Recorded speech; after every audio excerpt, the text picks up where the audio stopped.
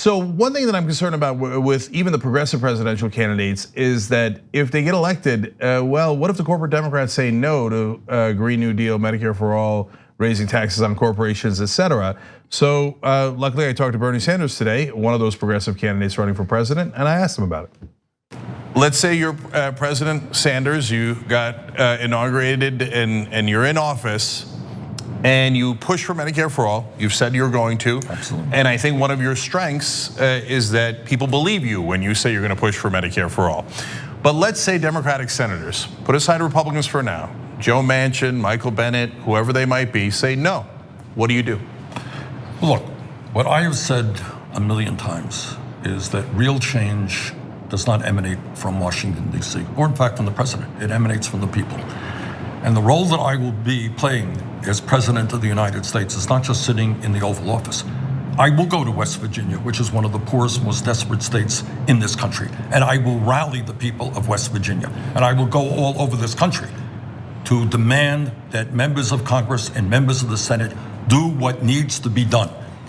And that is to pass a Medicare for all single payer program and to have the guts to take on the power of the drug companies who are ripping us off every day and the insurance companies. So the strategy of this president, of a President Bernie Sanders, which may be unique in American history, is to get out of the Oval Office and go to the people and make it clear that we cannot tolerate a government which is owned and controlled by big money interest. And that the only way we make real change is when millions of people stand up and fight back. That's the president that I would be. Now, I don't, despite popular thinking, I don't love all of Bernie Sanders' answers. I thought he was far too slow on the impeachment issue, and I could go on. But I love that answer. And I was worried, to be honest. I was worried that he thought those are his colleagues and no, they'll work with him once he becomes president. They ain't gonna work with him, right? No, you've got to apply political pressure. And so I had no idea what he was gonna say to that question, and I was very encouraged by that answer. How do you have no idea that he was gonna answer that way? That's the entire basis behind our revolution, not me, us. This is the most significant difference between Bernie Sanders and Elizabeth Warren, and that's precisely why I back Bernie Sanders instead of Elizabeth Warren. Maybe there are some other differences as well, but definitely this one. He understands that systemic change is going to be incredibly difficult, and you need a momentum. You need populism. You need people backing your movement. He understands that the job doesn't start. The job doesn't stop as soon as you're elected into office. That's precisely when it starts, and that's what I absolutely love about Bernie Sanders, because I think he will use that public pressure to forcibly change some things that the American people want. Finally, once and for all. Barack Obama did not do that. No matter how progressive his campaign was, he absolutely did not do that. He looked at the Republican Party and said, these are our peers. He looked at the institutional powers and said, okay, I'm still going to take money from them. I'm still going to be beholden to their corporate interests, and I'm going to marginally improve the living conditions of American people. And it did not get the job done. It didn't work, and that's precisely why I love Bernie Sanders for it. This answer is exactly that. So I totally agree with you that this is his #1 advantage over Elizabeth Warren. Elizabeth Warren's great on policies, great, but is she willing to call out her fellow Democrats? I don't know. And now the reason why I said I wasn't sure about what Bernie's answer is going to be, because yes, he's talked about pressure in a generic sense before, but that's why I wanted to make it more specific. Do you mean that once you become president, that the people will rise up on their own? Right, because if that's your expectation, other than the Young Turks, I don't know how that's going to happen, right? And he doesn't often call out fellow Democratic senators by name. They call him out all the time, but he doesn't often do it. So when I gave specific senators' names, and he said, "Oh no, I'll go to West Virginia," that's as good an answer as you're going to get on that. Yeah, the Democrats just need to.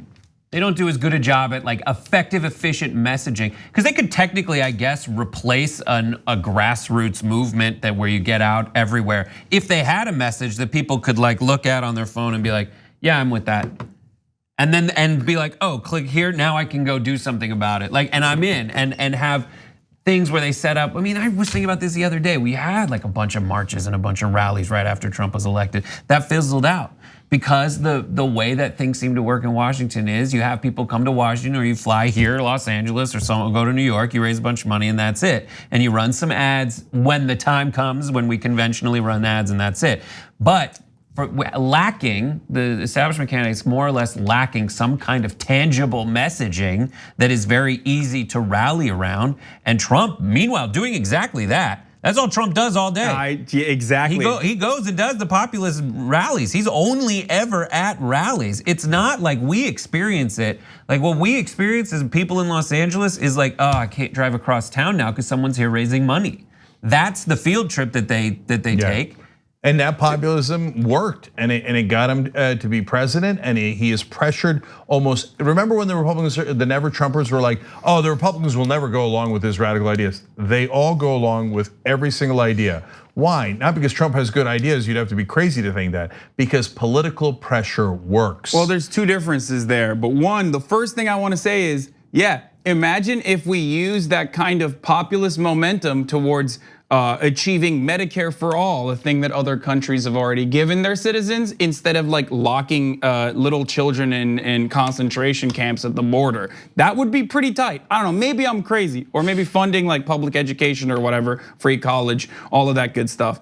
But the second thing I was gonna say is, unfortunately, the reason why people only denounce Trump in name, but effectively push his agenda every step of the way is because he does not pose a threat to the established order. He does not pose a threat to moneyed interest. He still gave whopping tax cuts. He's still pursuing the interests of the military-industrial complex. So he still is the same. He's still very much a Republican. But then on top of that, what he's doing better than other Republicans is listening to his constituency and mobilizing them through like these vitriolic, hateful statements and blaming immigrants, which is, again, he's on tour. Yeah, I mean, he's doing a great job in that sense. I hope Bernie Sanders can behave in a similar manner to Trump, but this time actually push for positive change rather than immigrants are awful and all the other red herrings that don't genuinely improve the living conditions of Americans. If you want to see what real political pressure looks like, come to tyt.com/rally. Come on June 8th to Iowa and then Cedar Rapids the next day. We'll show them what political pressure looks like. Thanks for watching this free clip of the Young Turks. Don't forget to become a TYT member today. For more exclusive content, join now at tyt.com/join.